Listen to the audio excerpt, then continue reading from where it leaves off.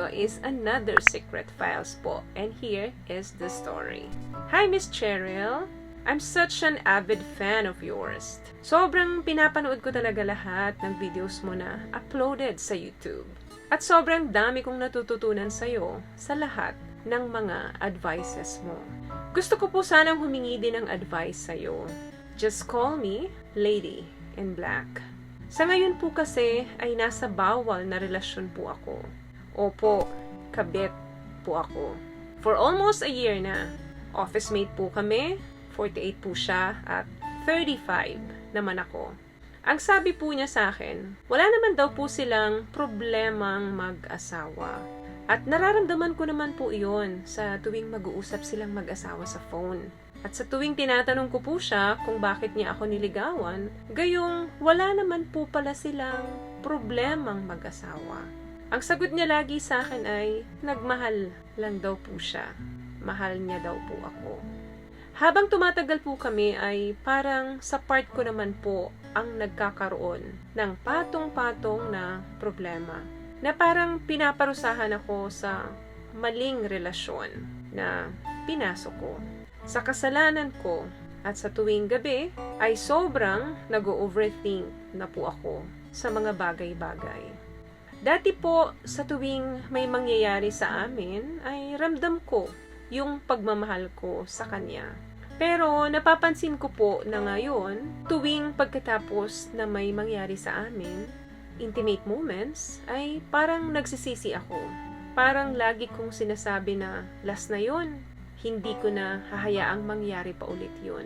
Naiisip ko din na humiwalay na sa kanya. Pero sobrang nahihirapan po ako. Dahil nga sa araw-araw kaming nagkikita. Di ko po natitiis talaga siya. Tulungan niyo po ako, Miss Che. Gulong-gulo na po ako sa sarili ko. Ang dami ko na pong napababaya ang mga iba-ibang bagay. Sana po ay mabasa niyo ito. Salamat po at God bless po always. Thank you so much sa'yo. Alam mo, sa buhay natin, isa sa pinakamahirap gawin or desisyonan ay ang ituwid. What I love about this product, itong No More Dark Secret ng K-Skin, bukod sa may advanced whitening na siya na kung saan pwede niyang matulungan na pumuti yung mga singit-singit mo, moisturizing, meron siyang anti-irritation, antibacterial, maintain healthy pH level. Hindi lang pambabae, meron din po tayong pang-lalaki. Ang mali or itigil ang mga bagay na nakasanayan natin na alam naman nating mali. At isa, ito iyon. Hindi ka man magdesisyon ngayon, pero maaring sa makalawa o susunod na buwan, magdidesisyon ka pa rin na tapusin yan. Bakit hahayaan mo pa yung sarili mo na aksayahin ang oras mo sa maling tao? Naiintindihan ko na nahihirapan kang desisyonan na tapusin yan dahil posibleng nakagawian mo na ang gawaing ito for almost 1 year at nasanay ka na sa taong ito. Pero hanggang kailan ka magpapagamit sa pangangailangan ng lalaking ito? Lalo na kung sa tingin mong hindi naman para sa'yo ito. Huwag mong hayaan na magkaroon ng problema itong mag-asawa na to the point na kailangan niyang mamili. At malamang hindi ikaw ang pipiliin niya. Ilalagay ka niya sa isang tabi at tatalikuran ka niya kung sakaling magkaroon sila ng problemang mag-asawa para maayos niya ito. Asan ka na ngayon?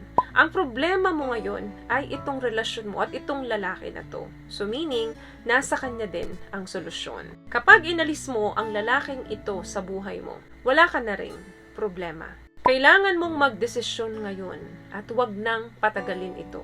Kailangan na mahalin mo at pahalagahan mo ang sarili mo sa pagkakataong ito. Deserve mo ng isang lalaki na matatawag mo sa'yo at hindi ang bawal na pag-ibig. Bumangon ka sa relasyon na yan dahil bawat minuto, bawat oras, bawat araw na itinatagal mo sa relasyon na yan ay hirap din ng dibdib mo. Bigat at hirap ng damdamin mo ang araw-araw na kinakaharap mo. Kaya itigil mo na yan. Napakarami pang chance na makita mo ang lalaking para sa'yo. Pero hindi makakapasok ang tamang tao sa'yo kung may taong mali para sa'yo.